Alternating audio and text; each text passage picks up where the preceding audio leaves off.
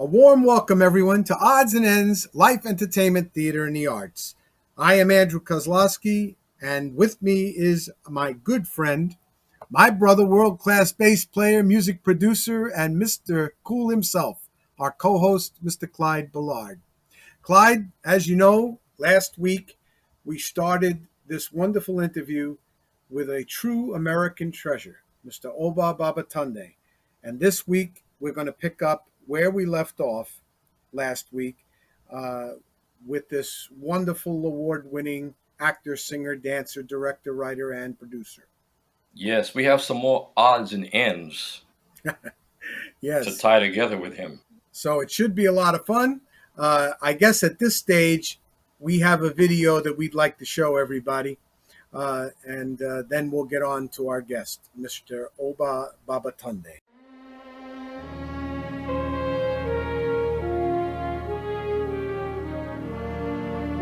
Just once in a lifetime,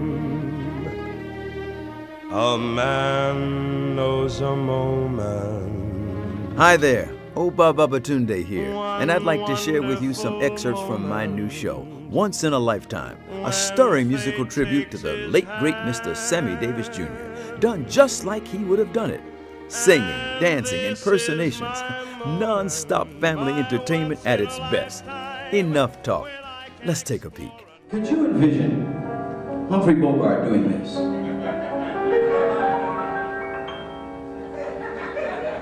You must remember this. A kiss is still a kiss. A sigh or a sigh is still a sigh. Guys, hit me here.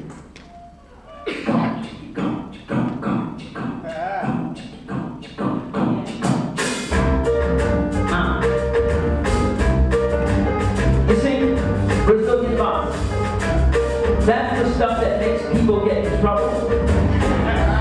Got me in a lot of trouble, I'll tell you that. And the thing I think about it, man, is like I said, it works with every song. I'll give you an example. Gentlemen, 1, 2, 3, 4. We can make the sun rise. Sprinkle if we do.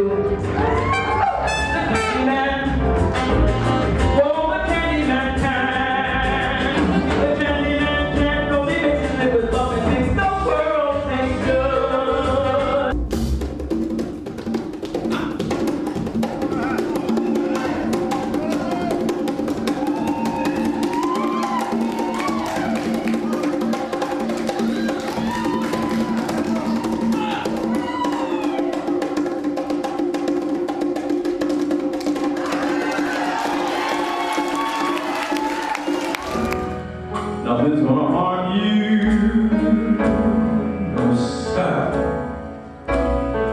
Not while I'm around.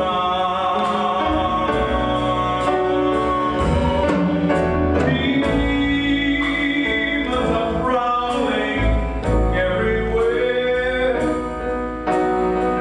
nowadays.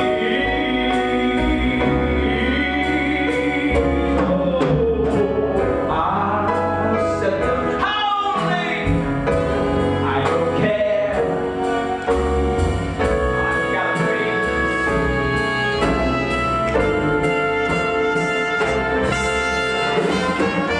It's still the same old story. I'm full of story. A case of you and I.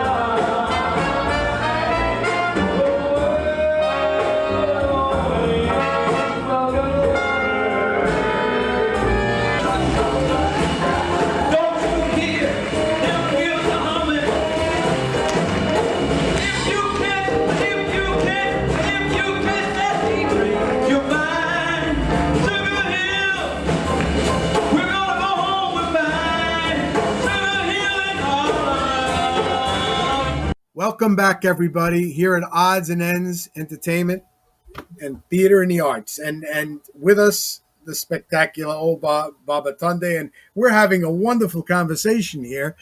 when we left for our break, we were about to talk about you were on your tour with Liza Minnelli, the world tour, the international tour, and that is where you made your connection with your mentor. And we'll start with that. We'll let you go from there. Great. Well, yeah.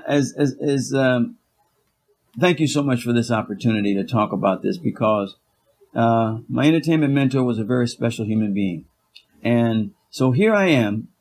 You know, we were starting our tour at Harrods in Lake Tahoe. I get a knock on the door, and Liza says to me, "Oba, Sammy's here, and he wants to meet you." The great Sammy Davis Jr. So I said, like the artist that I was, I'd rather him see me after he's seen me work. Now that plays into people say, "Well, Oba, what was it? You didn't want to shave?" And I say, I don't know whether it was confidence or arrogance, and I guess it would have to depend on the person you ask. But she says, "Well, he's not going to stay to see the show. His gums are bothering him, but he does want to meet you." I say, "Okay." So I come into the room. He's getting something out of the refrigerator, and there he is, the man that I grew up watching, the man who I patterned my style of entertaining after. The acting, the singing, the dancing, the musician, all genres, comedy and drama. It was who I patterned my style of entertainment after. And the reason for that, I just want to include, is that because I saw him doing it with those that were considered to be the best in the business at that time. So that was why I chose that style of entertainment. And I was blessed with those talents. So I said, "How do you do, Mr. Davis?" And he says, "Sam, man, call me Sam." And I said, which I could never call him Sam.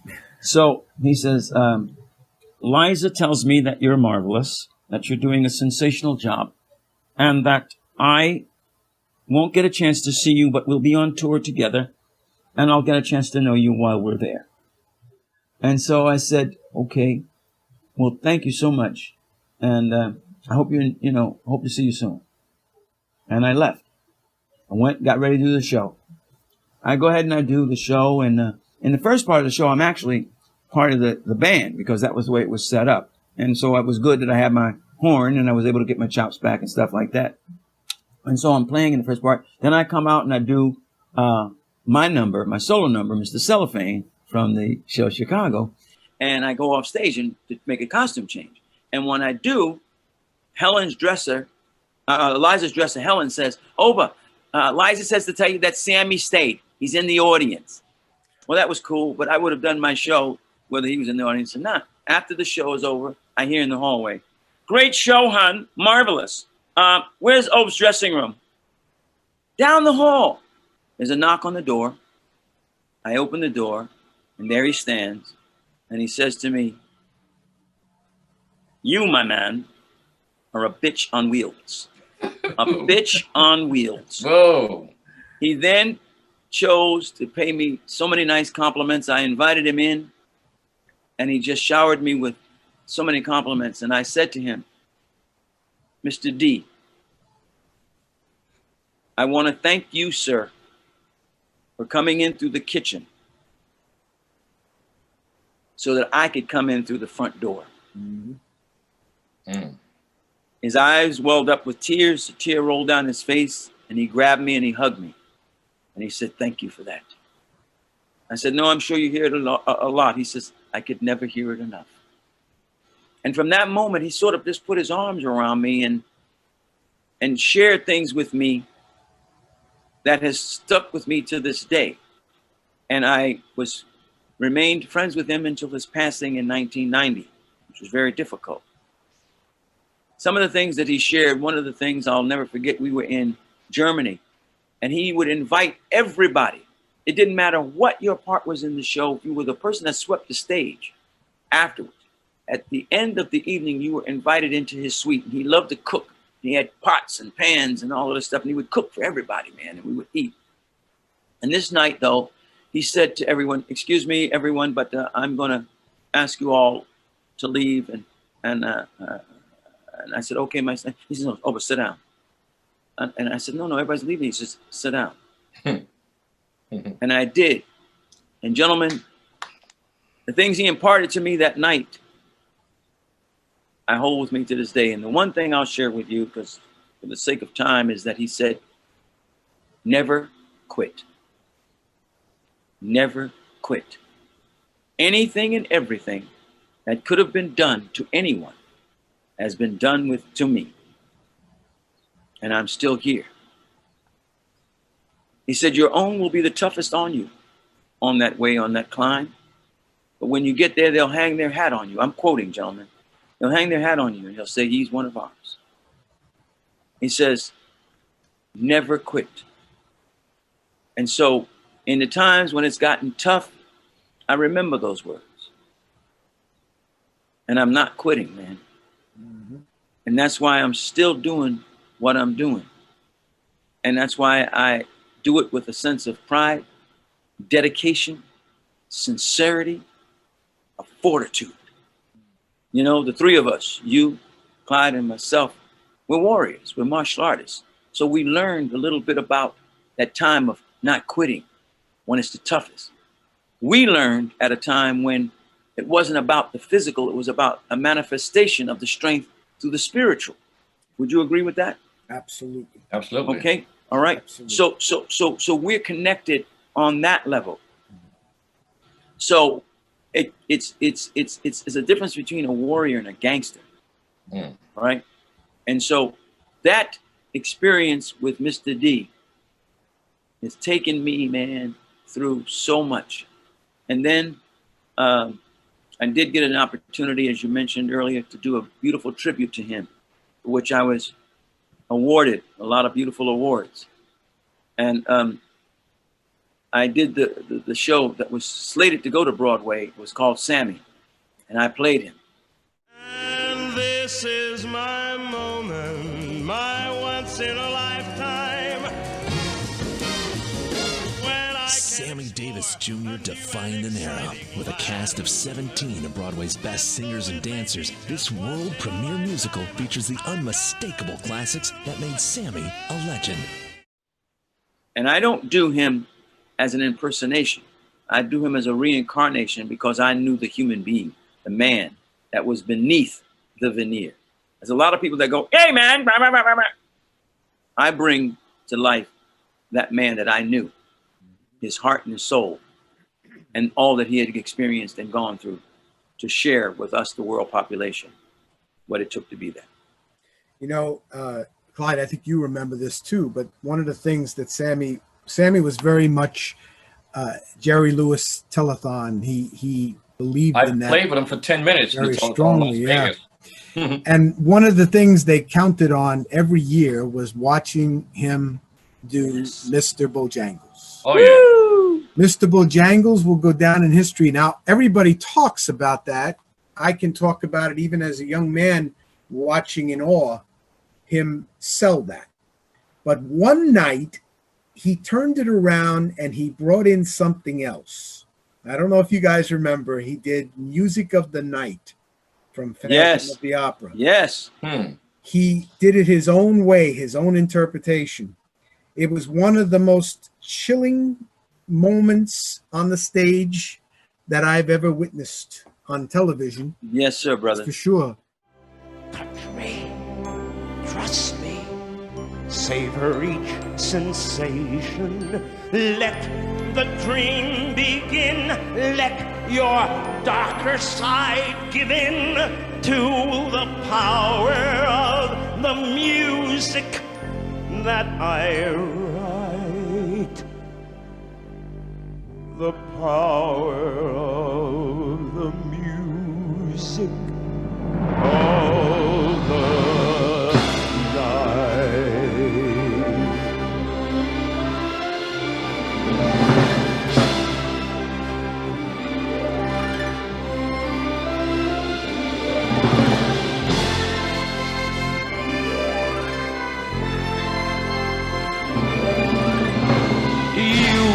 Alone can make my song take flight. Help me make the music of the night. Christine. Christine. Trust me.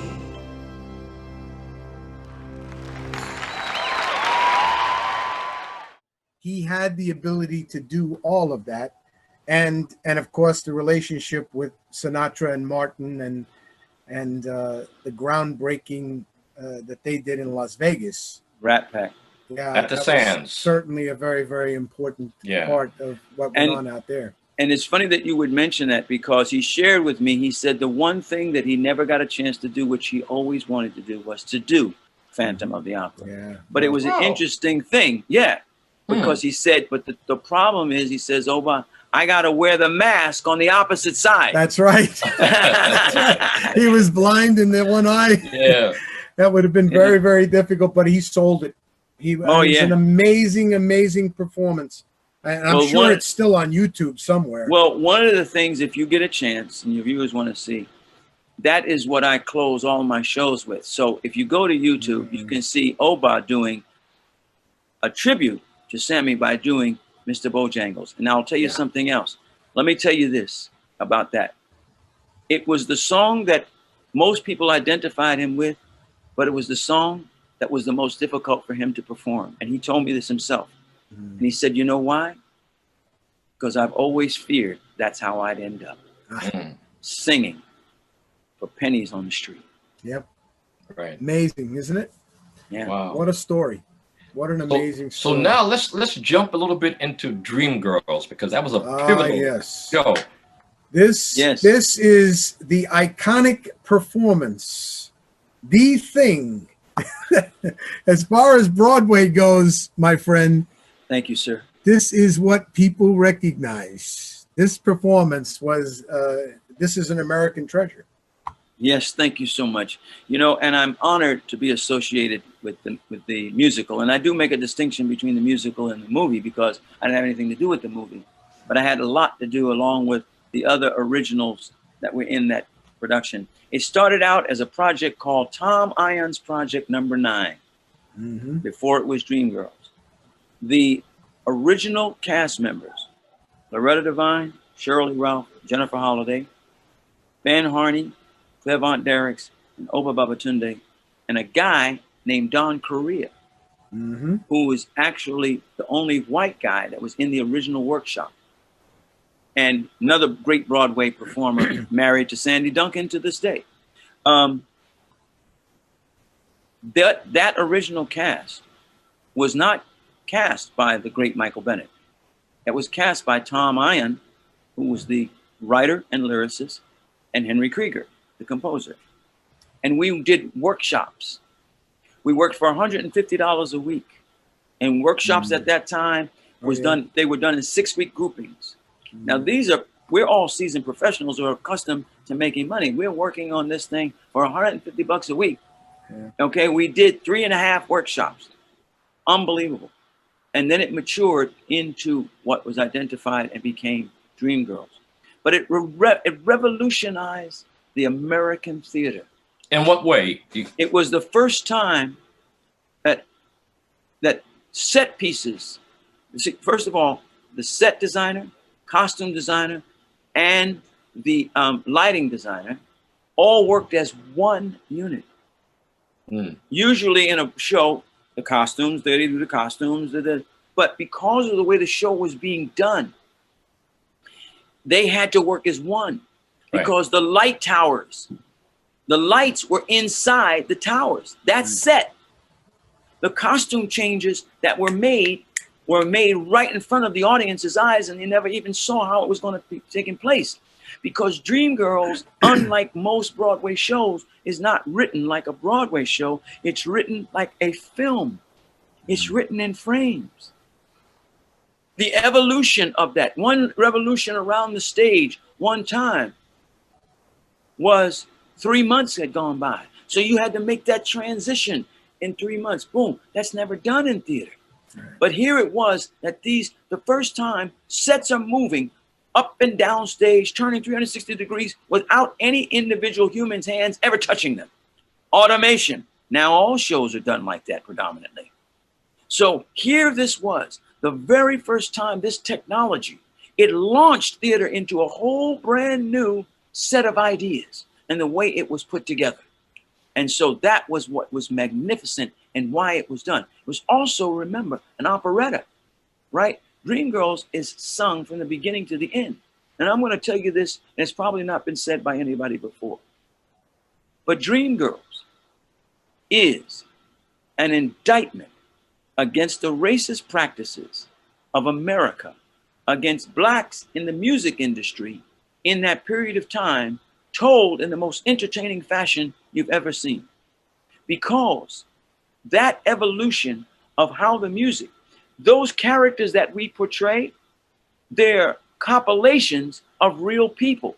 Many people confuse the fact that Dreamgirls was the story of the Supremes. It is not. It is about a group, a fictitious group that would have rivaled the Supremes, like the Ronettes, the Marvelettes. You know, there were all these ets, okay? You know, the Little Albert and the True Tones was taken from Little Anthony and the Imperials and the Pips. So the Four Tops. So Right. all of these people are compilations. So they're based on real people's lives, of real evidence and instances that were going on at that time. So this is what it was that we had to identify. That it was very, very different than anything that had ever been done before. Very, very special historically, both from a standpoint of how it changed Broadway, but Yes. also how it helped people understand a little bit more about history. Yes. And Yes. that's really what made it so very, very special. Now, you, from Dreamgirls, you went, somehow you got involved in, and this is what's always intrigued. I didn't realize that you were involved in the soap operas. Yes. And Yes. that's a whole different genre. Absolutely. I mean, my absolutely. God, why don't you talk a little bit about that? And then we're Well- going to go into something a little bit different from the stage Yes. and the theater Yes. type thing. But talk a Well, little bit yes. about what it was like to get involved with that. Well, it you know what? Dreamgirls opened up, as did Liza Minnelli, opened up a whole nother life. Because I went, just to retrospect, jump forward and back and forth. My life changed like never before when I joined Liza, because I got an opportunity all of a sudden from a guy that was bumping around and crashing auditions. Here it was that I had a driver at my disposal 24/7. I was making more money than I ever made in my life, and my money was no good nowhere, no matter where I went in the world. You go into a place, they go, "Hey man, you don't pay for nothing here," blah, blah, blah, blah, blah. So all of a sudden I had to understand and realize how I would not go off the deep end. Because it's very easy when you start to quote unquote read Yeah. what people identified as That's rarefied air, Yeah. that you know.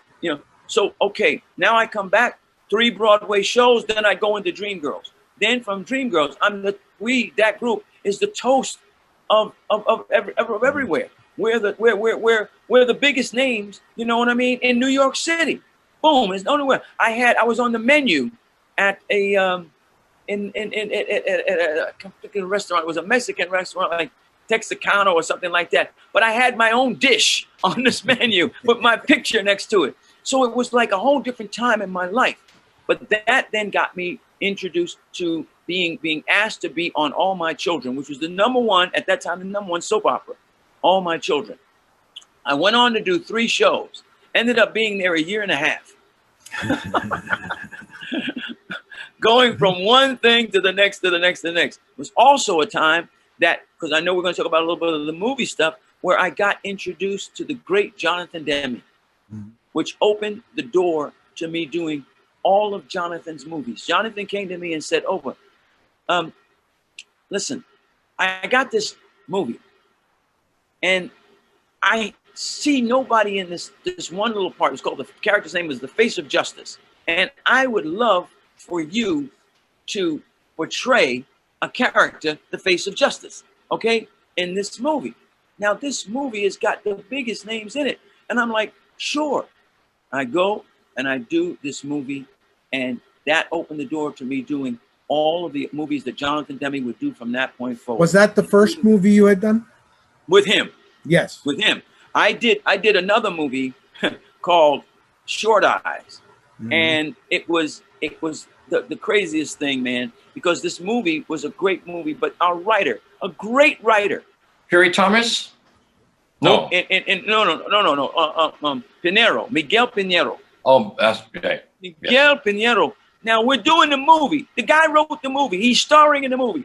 We come to work and they say, production shut down today. Why? Well, Miguel got pinched last night. What? For what? On the way home, he stuck up a gas station. Oh boy. And then when he came, they bailed him out. He came to work, and I said, Miguel, can I just ask you a question, bro? Why would you do that? You're doing it. He goes, I gotta tell you, bro, it's like this, man. I don't know. If I'm not doing something that's, man, I don't feel like I'm living. Wow. There you have it. Yeah. So, but that was my first feature film. But then going on, the original Silence of the Lambs, Philadelphia. Do you agree that a bologna sandwich is a satisfactory meal? These gastronomical comments are irrelevant to these proceedings, Your Honor. Manchurian Candidate. No, not even you, Senator, will do that. You are bluffing. Oh, no, Senator, I would and I will do whatever is necessary to protect America. All of these amazing films with The John. hardest working man in America. Thank you, my brother. Thank you, my the brother. truth. Thank you. With quality. Because Thank you. Thank you. sometimes people Yes, at work sir. are Say involved that. with so much, but they don't, the quality dips. Say that, brother. Say not- that loud and clear. Not here. Not That's here. right. That's Now, right. Clyde, I know you're ready to jump. I know what you want to ask him about. Well, I wanted to say I have a black belt shodan in Goju-Ryu karate, and I studied weapons and eskrima with Leo Gahe, Abdul Musawir, Aaron Banks. Yes. But I never knew what system of martial arts did you study. Several, like yourself. Okay. Uh-oh. Now, I studied with Sensei Moses Powell. Ooh, Now, Vijitsu. But the thing that Moses also taught us is that everything is a potential weapon. That's right. Everything, Pencil, no a matter, pencil, there's a a fork. pencil, a pen, the Newspaper. garbage can top, everything, right, is a potential weapon. And he also taught us things like he says, most martial artists in the street get their hat handed to them. He said, because they line up in a particular fashion and they indicate, and street fighters, they come at you in any kind of way. So Right. you're not prepared. He said, one of the things that you would do, imagine if you did this. He said, if a guy starts to attack you and you jump up, you grab him by his shoulders, you pull him towards you and you bite him in his throat and you don't let go until you have something in your mouth and you come back and you spit it in his face. Trust me, things will change really quickly. Okay. All right. So I learned from him. I learned size, I learned shrinkus, what That's I mean? right. Shrinking, Beautiful. you know what I mean? So those are Sure. the things. But then was also, I studied with the martial arts. It was a combination of Kimpo and Aikido, which was taught beautiful. by the FOI, Fruit of Yes, Islam, Fruit of Islam, right? yeah. And they taught us these two combinations. Now I have belts in Shotokan. I have a Manidan in Shotokan. But the problem Beautiful. was, Beautiful. the thing was that I'm small boned, so I Right. was getting broken up a lot because I would block and then it crack my arm and then. But in Kimpo, because it's a tight style, right, and the Aikido, right, moving that force that's heavy against Redirecting the energy. redirecting the energy. That style is the one that became the most comfortable for me. And but I've only had one physical altercation since I learned all these forms. So because again, when How I long did it started, last? How long did it last? not long at all. Not long at all. It happened in Harlem. I'll never forget it. I was on my way home from band practice, right? And I had an umbrella. And you remember the little short umbrellas that had the little chain on it? Yes. Okay. So I had that, and I went down in 125th Street and into the thing, and a guy had a beer, and he was cussing, and he did like, man, he's F you, and the beer went up my body. And I was like this, dag, man, like that. And then next thing I knew, he grabbed me, right? So I got him off of me, right? And then the guy said, hey, listen, no fighting here. The police came. So he said, I don't want to be fighting with this guy all night long. He says, well, why don't you take where you live at Queens? He says, take this such and such train. I went out, Andrew and Clyde, I went out, and I'm walking down the street. The guy I didn't know was on the outside of the cars in the street, and he's tracking. He jumped up, and that's when the chain on that little chain that was on that umbrella, me and the chain went to work. And before he realized what happened, his eyes were closed. He was underneath the car, and I went on about my business. Right. And I've never had to have a physical altercation since then. I was also for the National Black Theater, which we talked about earlier. I was the Minister of Defense, so I taught martial art. I also taught martial art as opposed to basketball to the kids going back to the school. I taught martial art to the kids, as well as acrobatics. Beautiful stuff. Beautiful. I know the next topic Mr. Ballard is going to talk about has to do with, and you know, I have this love too because my grandmother had a farm in Pennsylvania, and when I went in the summer for a month, I was inseparable with my little horse named Concho. But why don't we talk a little bit? Big kid that grew up in Brooklyn, in East New York, Brooklyn. Yes. In the 70s, and when it was the worst neighborhood in the entire United States, the most difficult, the most challenging, that 75th precinct, I got out for a month every summer. And got to go to Pennsylvania. And Oba is a master equestrian. Well, this is what we need to talk about. What got you started with horses? And not just started with horses, but from what I hear, you are a proclaimed horse whisperer. That's correct. And I find that very, very interesting. I need the Well, you know what? It's something that I know you guys will relate to because, you know, Clyde, in terms of the magic and you in terms of the martial arts, as Clyde as well, you know, it fits right in because we're identifying with spirit. Okay. Horses are pure spirit. Okay. Now, when I came to, my father was an equestrian. My father loved horses, and he was what you call an old cowboy. And so my mother and my father used to go riding every weekend. And then I would go to my like you, when we go to my uncle's house, my Uncle Theodore in Morton, Pennsylvania, he had a farm. He had all kinds of things, chickens, pigs, and horses, all this kind of stuff. So I was around it. And I learned how to work with a horse on the ground. Now, the way they dealt with those animals then was different than we deal with them now because they were beasts of burden and they were really just used for work, you know, plowing and stuff like that.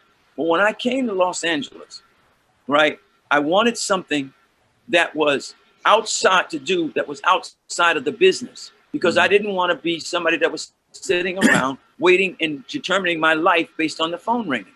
So I started to go back and get around horses.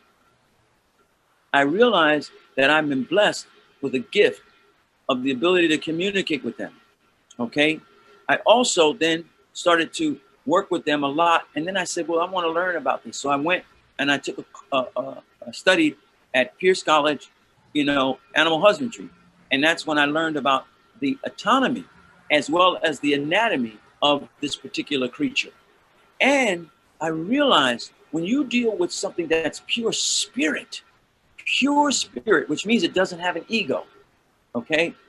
There's only one way, and I've adopted this to my life.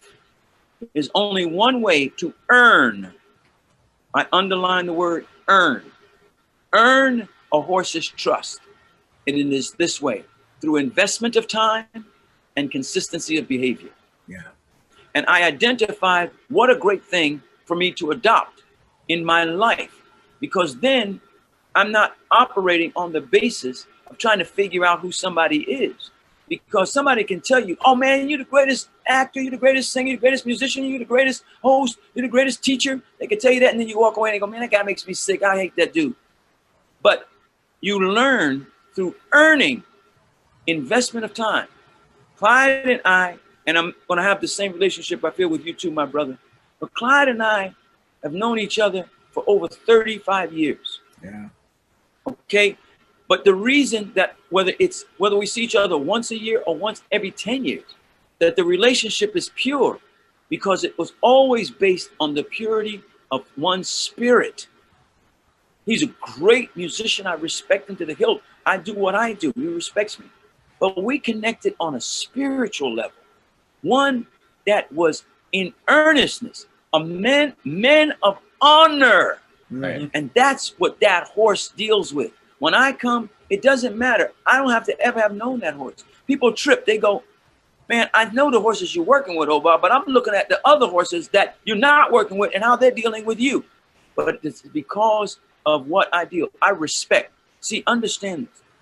That is, people always say, man, man, I ride horses, man. And if that sucker tries something with me, I'm going to do that. I said, how much you weigh? I said, man, hey, I'm 275, solid. And I said, the horse weighs upward of 1,500 pounds. And it's nothing but muscle and skeletal. You're no match for its strength if you tried to deal with it on the basis of strength. I said, it allows you to do what you do with it. Okay? So as we understand in the arts, you know what I mean? We're not walking around being tough guys, but we respect the human and the force, right? Redirect the energy. See, with that horse, legs promote movement, hands promote direction of movement. That's what I teach. I teach as a horse whisperer the language of the creature. I could have done this interview today in a language that nobody understands, and as passionate as I may have been, you would have only gotten the passion, you wouldn't have gotten the information. Okay? All right? So again, that horse, I teach the language of that horse. The horse can only think of one thing at a time. Does that make it a dumb creature? No. That's like, I liken it to the fact that if I've got an 8-ounce beaker, it's only going to hold 8 ounces. I can try to put 9 in it if I want to. What's going to happen? It's going to run over. Now, is it a stupid glass for not holding 9 ounces? Or am I the idiot for trying to put 9 ounces in an 8-ounce beaker? There you are. Okay, so that's how I communicate with these creatures. I understand the way they think. And I will never have the brawn that animal has. It will never have the brain that I have. But when we come together and I give it my brain and it gives me its brawn, look at the power that we have communicated and come together with to provide for both of us. And that's what I do.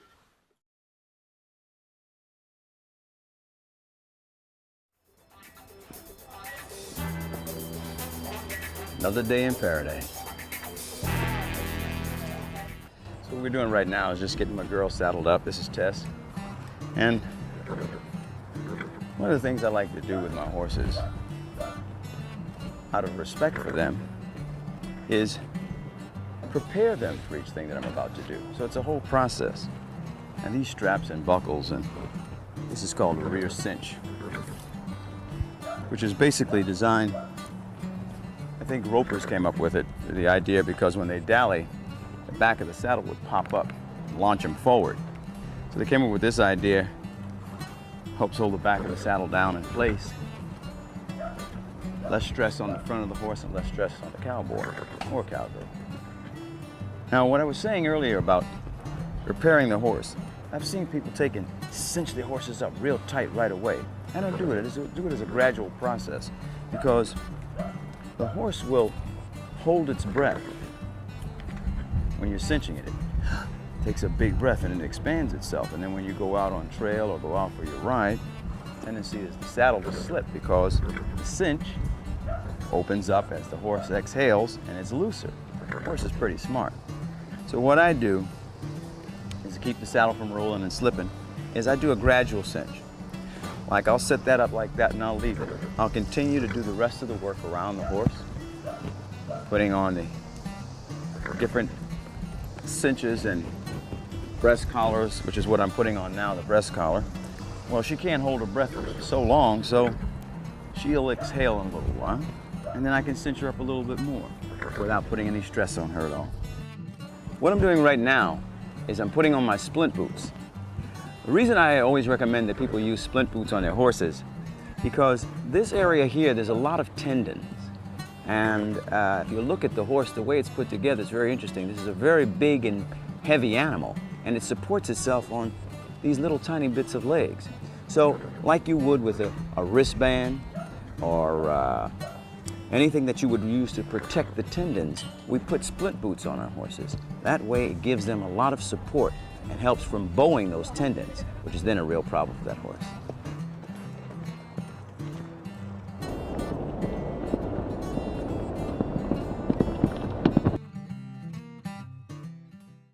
It's amazing. Amazing. And we're going to have to talk more about that in the future. Listen, we have all these kids that are involved with our programs.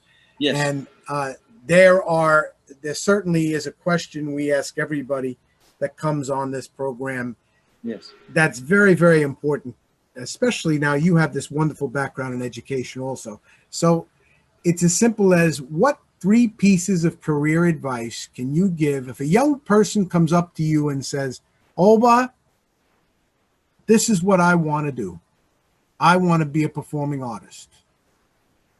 Yes. What 3 pieces of career advice? The first thing is something I mentioned earlier.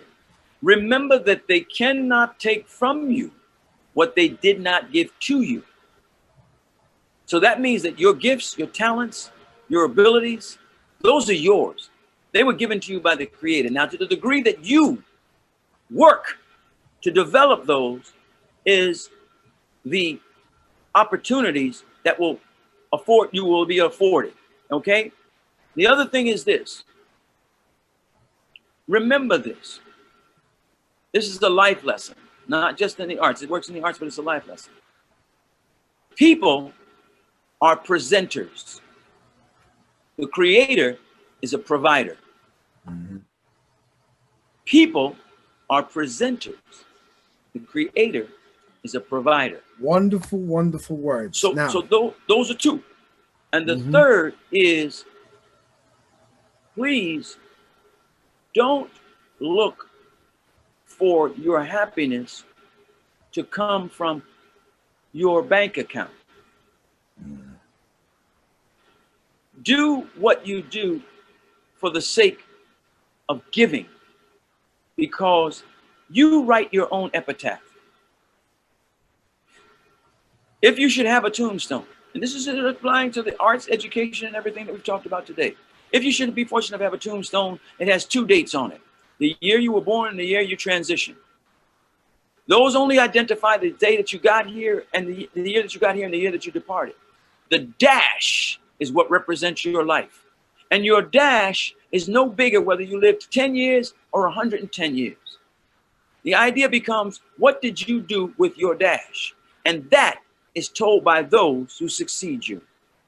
So remember, what you give, your do is not necessarily your who. Say it again. Your do is not necessarily your who. Your do is what affects change in your life, but your who is how you affect change in someone else's, just like you gentlemen are doing by doing this program now. Listen to this, well, it's not a question, but a philosophy, and then we'd like to hear what you think about it. In my life, I have noticed that some people remain marginally successful. I think it is because they remain marginally aggressive and marginally focused. It is hard to find success casually. No successful person ever achieved success casually. All of the events that go into making anything a success takes concentrated and focused effort.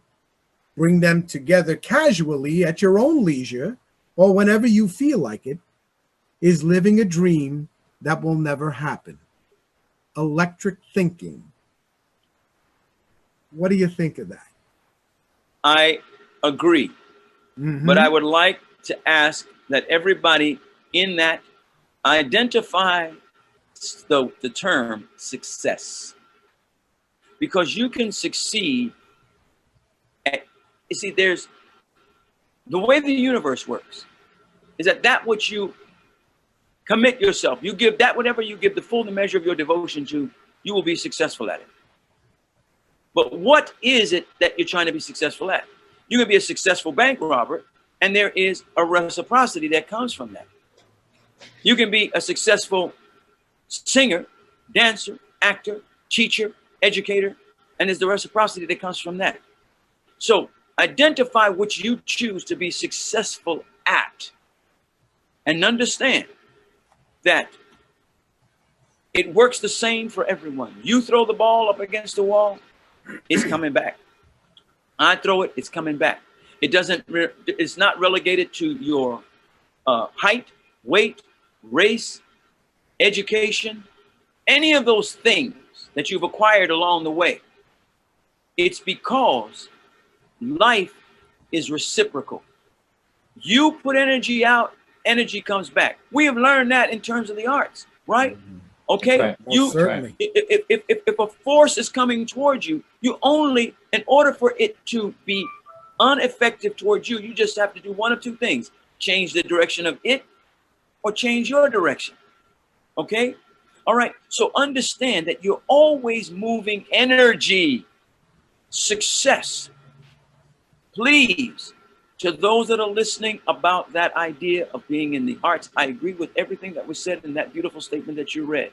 But we have to identify what is success for me. What is success for you? And know, as I sit here before you and with these gentlemen, that they will tell you, I think and agree, that you can succeed at anything that you give the full measure of your devotion to. Refuse to let someone else determine the ability for your success. Refuse. And know that you are the one, you are truly the master of your destiny. Absolutely. Wonderful stuff. Well, Clyde, we're going to have to hijack him from California if we can ever get him back on the East Coast. I don't know if he wants to come back here, but we'll get him eventually and get him out. Sir, you are an American treasure. And Thank we you so sure much. do hope that you enjoyed visiting with us tonight and sharing your thoughts, your career, your insights to so many young people that will be looking up to you. I hope that they will take advantage the way you took advantage of Mr. Sammy Davis Jr.'s advice. Yes. And I hope you will visit with us again. Thank you so much. I appreciate you beyond words. You know, it's a joy unspeakable to be in even in this medium. You know what I mean? To be in your presence is a joy unspeakable. And I thank you guys for your dedication, your commitment, and for what you're doing. Because again, this is your who. It's what you're doing, but it's your who, because it's how you're affecting change in someone else's life. Thank you so much. I appreciate you. Thank you. I look forward to seeing you again. Ladies and gentlemen, Mr. Oba Babatunde, thank you so much. Clyde, he sure is a delightful and special gentleman. Oh, an incredible gentleman. And I'm very glad and very lucky that he had some time to spend with us tonight talking about his life and all of his great accomplishments. Yeah, that we're going to need more time to talk to him, that's for sure. So stay advised of all the events by following the Josephine Foundation on our Facebook page and Instagram account. A big time thanks to our special guest tonight, a true American treasure, Mr. Oba Babatunde. On behalf of my co-host, Mr. Clyde Bullard, our producer, Mr. Gio Vitozzi, and myself, peace, strength, and love until we see you next week again on Odds and Ends, Life, Entertainment, Theater, and the Arts. Good night, everybody. And stay bright. Amen.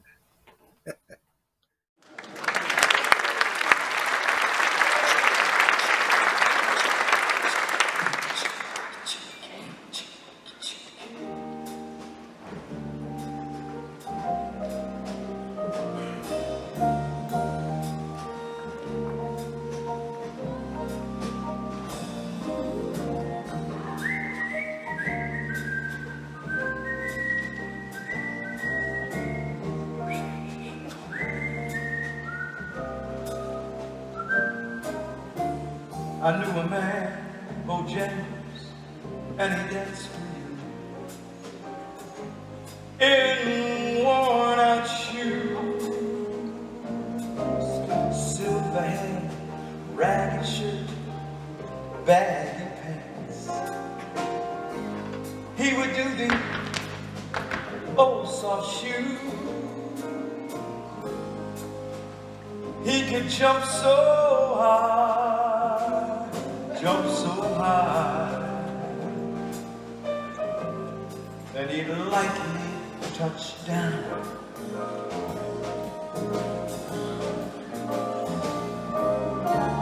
I met him in a cell, New Orleans I was down and out. He looked to me to be the very eyes of age. As he spoke right out, he talked of life, laughed, slapped his latest step.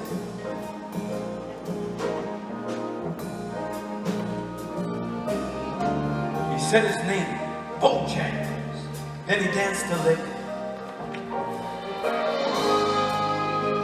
Right across the cell, he grabbed his pants, took a better stance. That's when he jumped up high. Then he would click his heels. Then he shook his head. Lord, when he shook his head, shook back his clothes all around.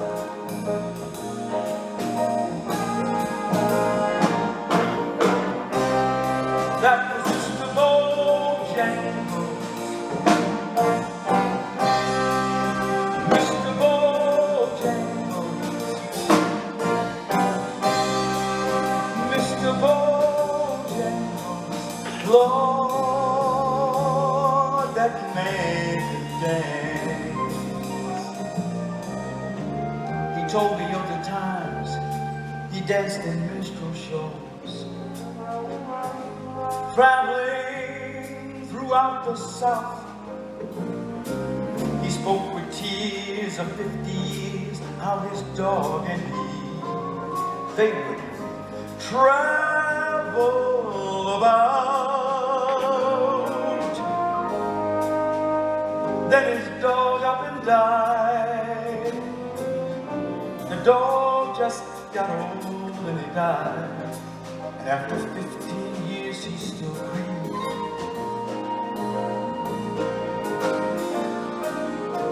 He said, I dance now and then in honky-tonks for my drinks and tips, but most of the time I spend behind these county bars. You see, son, I drink some bit. Then he shook his head. Lord, when he shook his head, I could swear I heard someone say, please, please, please. That was Mr. Bojangles. Mr. Bojangles. Mr. Bojangles.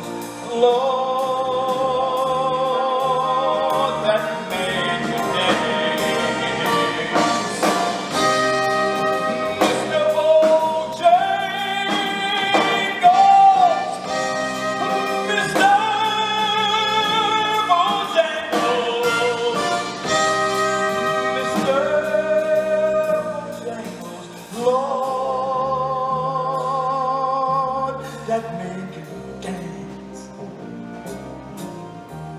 Won't you come back, Bojangles? Please, Bojangles. Just one more dance, Bojangles.